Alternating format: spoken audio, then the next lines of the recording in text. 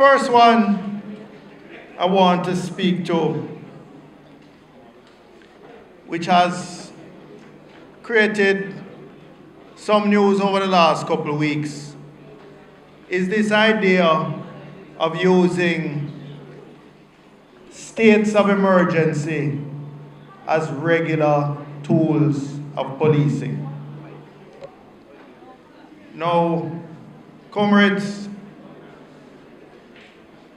as someone who spent over 4 years as Minister of National Security, and under our administration in the 2012 to 2015 period, those 4 years, we had much fewer murders, 300 fewer murders every year on average than the Labour administration before or this current administration now.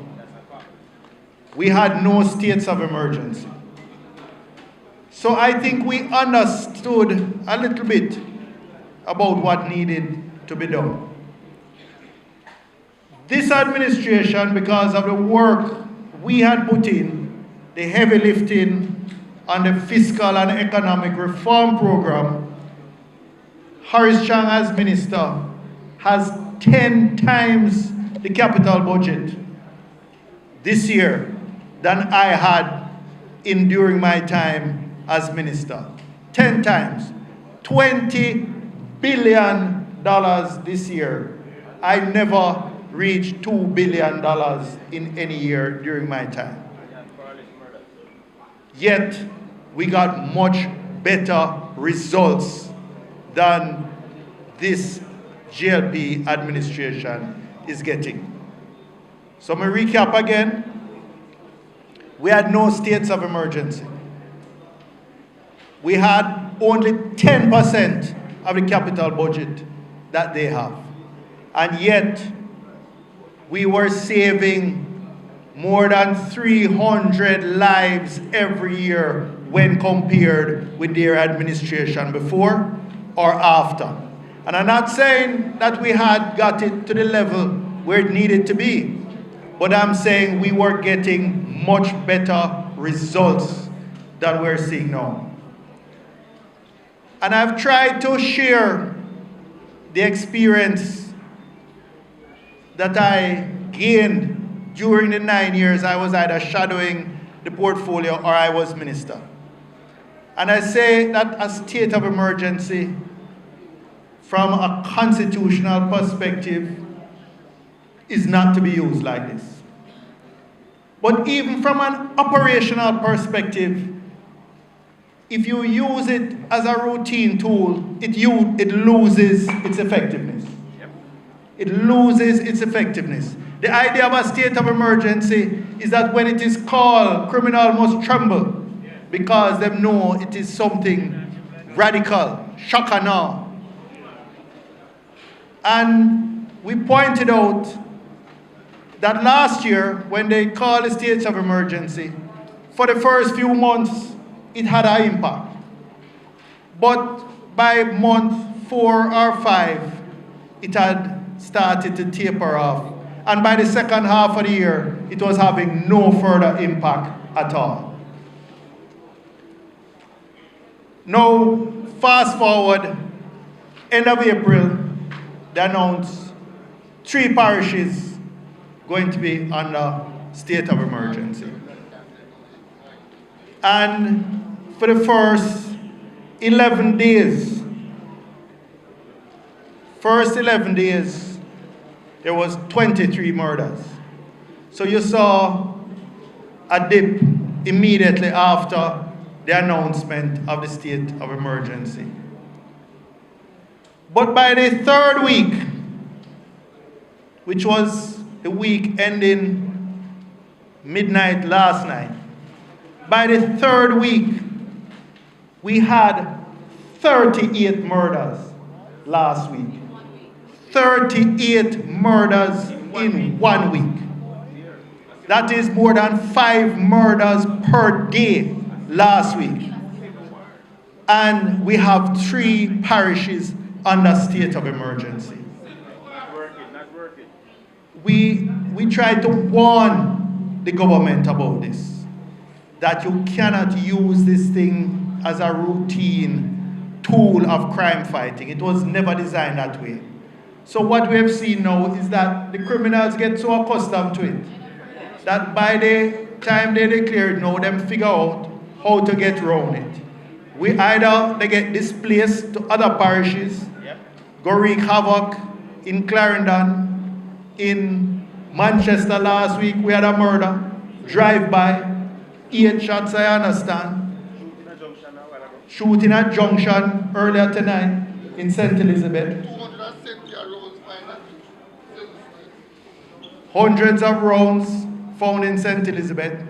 And one of the things that you understand is when you take a particular area and you saturate it with security forces, unless you have the investigative capabilities to identify the criminals, bring evidence, charge them with strong cases, and convict them, all you are doing is putting a band-aid on the problem.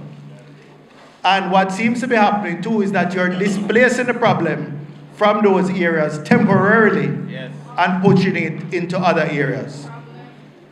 Now, by comparison, if you look at what is happening in North St. Catherine, or St. Catherine North, as it's called, the police division, St. Catherine North. When I was minister, we trained and placed a number of what we call violence interrupters that were doing real social intervention, engaging the youth. Unite for Change was another initiative. We brought in the Cure Violence people from the United States to help transfer best practice to the Peace Management Initiative people. And they have dozens of violence interrupters who are trained around the ground in St. Catherine North. St. Catherine North, this year, with no state of emergency, murders are down 45%. In St. Catherine North, historically one of the most violent police divisions in Jamaica. So it shows that it can be achieved by a holistic approach, by a combination of violence prevention initiatives and violence control initiatives. It is not only about the security forces. You also have to do social intervention. You have to invest in the communities. You have to change the mindset of the youth. And I want to tell you, comrades, it was a little lonely when the vote came for the extension of the state of emergency. And I was the only one in the House that voted against it. But, you know, for me it was a matter of conscience. But I felt a little better a few days later when Comrade Crawford stood with me in the Senate and gave us stout defense. When they were trying to attack me, he came with his evidence and his statistics and him shut them up properly in the Senate. Done them in the Senate.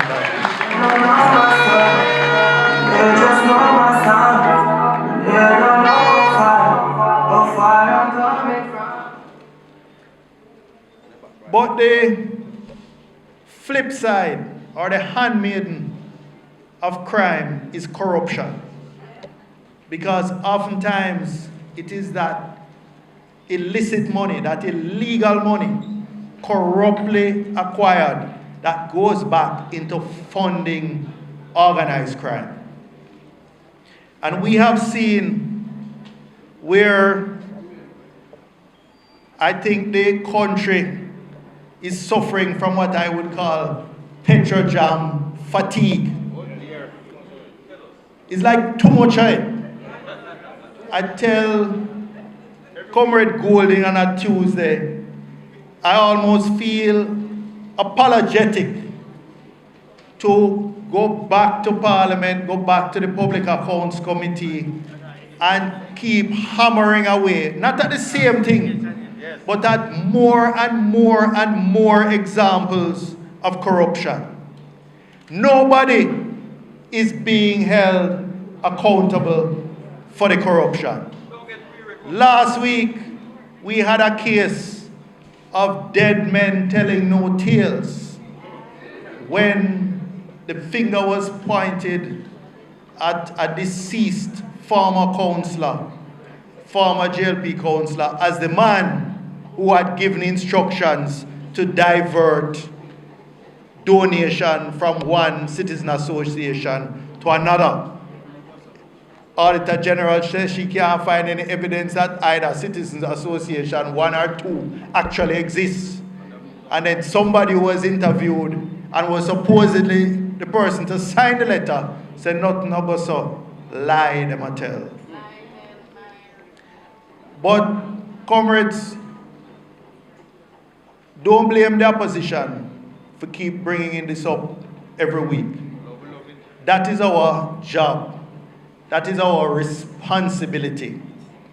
And if we don't do it, we'll be dropping our hands on the work. And we're not doing that. If them don't want, who tired of hear about Petrojam corruption every week, don't blame the opposition. Blame those who were thieving. Blame those who were corrupt. Blame those who were promoting them friend and company. That's who you must blame, not the PAC for doing its job. And you know, I think an earlier speaker referred to people talking about investors will be discouraged or them will take up them funds and go if there is public scrutiny of them investment. Well, any investor who shies away from transparency and accountability with public funds is not the type of investor we want in this country. And I can say that as someone who has spent a career in investment banking, a career encouraging investment in this country. And I'm telling you, anybody who is afraid of accountability, transparency, and audit of what happens with taxpayers' money is not the type of investor we want in this country. Though they have a different agenda that is not going to serve us well. But, you know, comrades,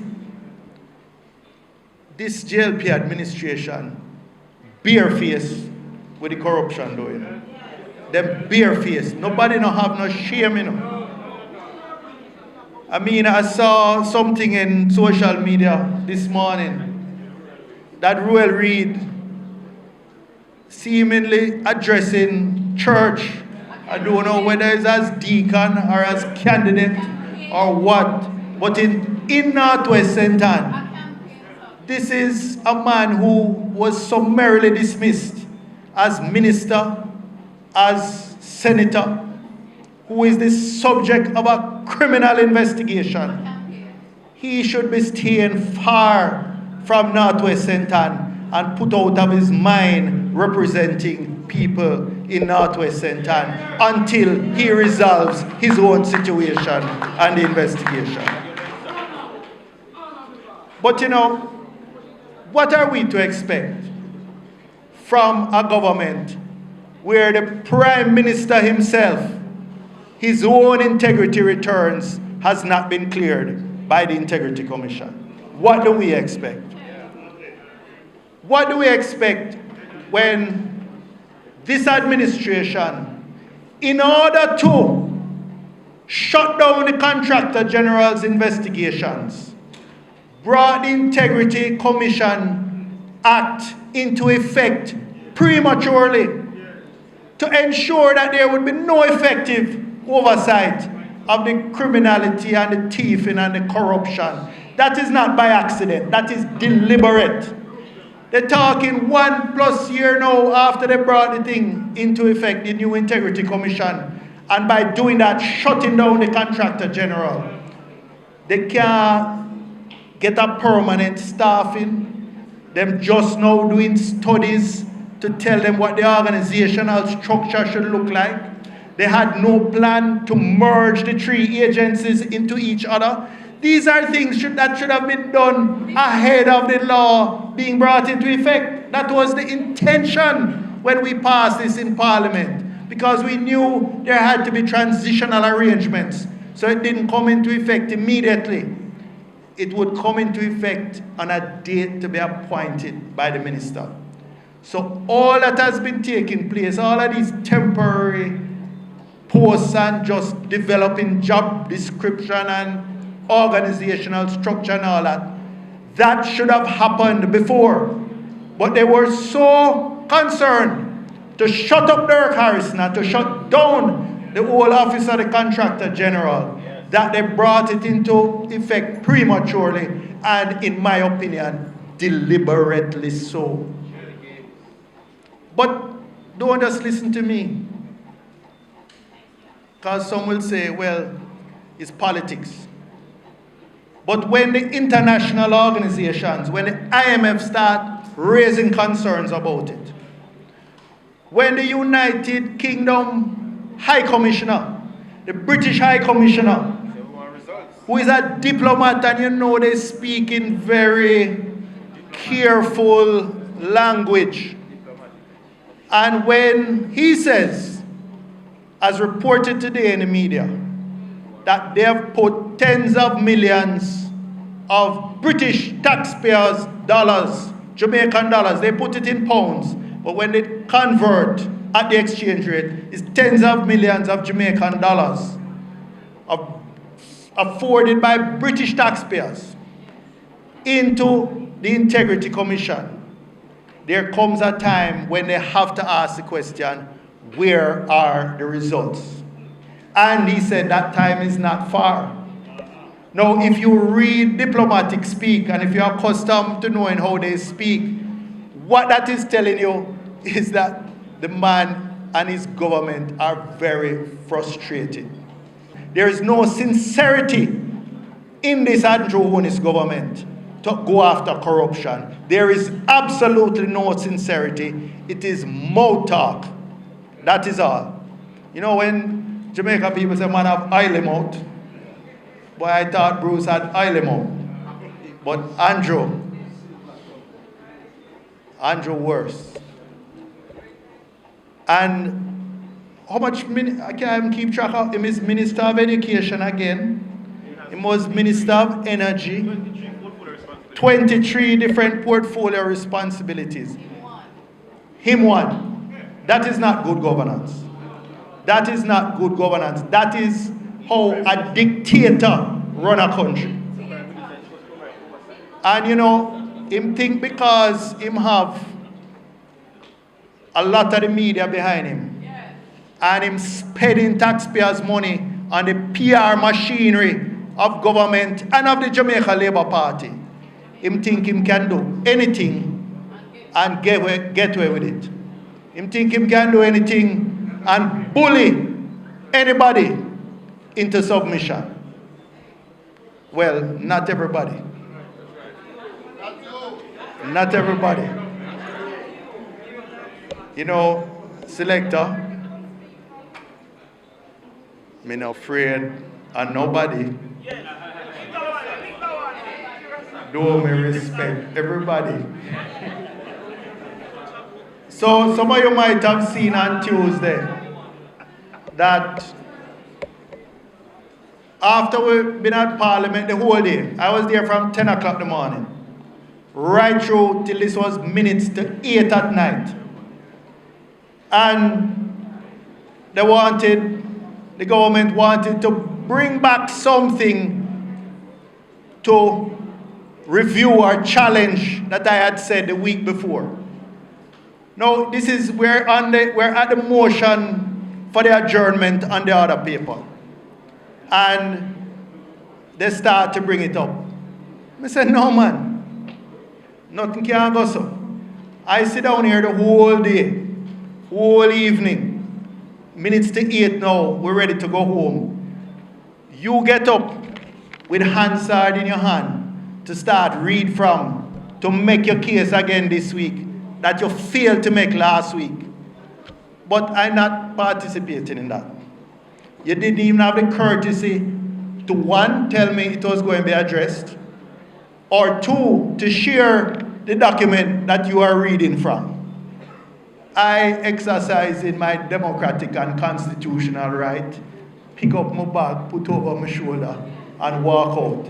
After all, there's no state of emergency in Kingston, so them can't stop me. But it just shows you how they try and manipulate even the parliament to their end. The final thing, you've seen the authoritarian tendencies of Andrew Holness. You've seen the pre-signed resignation letters that he has he made his own senators sign. You have seen him appointing an acting Chief Justice. Acting Chief Justice. Now, why would a Chief Justice be acting? It's not like the incumbent off on leave or sick or overseas. He wanted to ensure that he had that leverage over the Chief Justice, so that if he didn't rule the way he wanted to, then him could not appoint him. Fortunately, the society, including the judges, stood up and said, no sir, we're not accepting this. And he had to back off. And we see in the NIDS judgment, where the government lost the constitutional case, where the Chief Justice was the one who chaired that panel, we see why he would have liked to have had that leverage over the Chief Justice. But there is something which hasn't really hit the front page yet. But given his tendencies, I want you to keep an eye out for, because this is coming. When we look in the budget this year, and we look in the budget last year, and you look for a line item on that number of agencies in the Ministry of National Security, and it's called cyber security. Cyber security. Suddenly there's billions of dollars available and budgeted for cyber security. Then we hear, well, we knew that the Prime Minister had taken a trip to Israel 2 years ago with his national security advisor. And 2 years' time, we still can't hear what that trip was about. But what we know here is that Israeli firms are providing the cyber security capability to the government. We also hear that a number of these Israeli firms have provided this software capability, this intelligence capability, to governments who have used it to spy on their political opponents, to governments who have used it to spy on media, to governments who have used it to spy on human rights activists. This is software that they use to infect your phone, and it can read your WhatsApp, your messages, it can reveal what is on your phone. So essentially, they use your own phone to spy on you. Now, we don't, well, we have to be careful. It can be used for political purposes. The truth of the matter is we have no modern legislation to govern the use of this type of capability.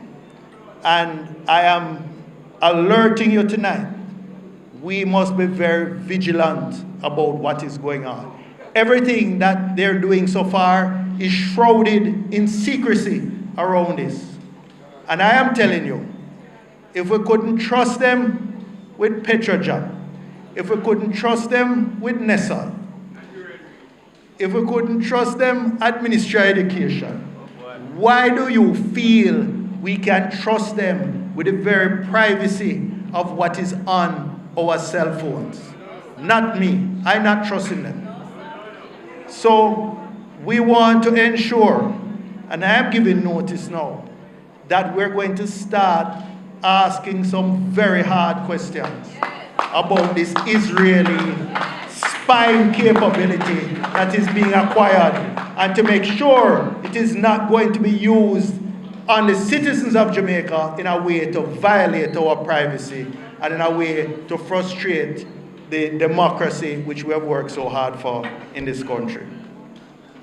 So, comrades, I want to turn now to introducing the guest speaker.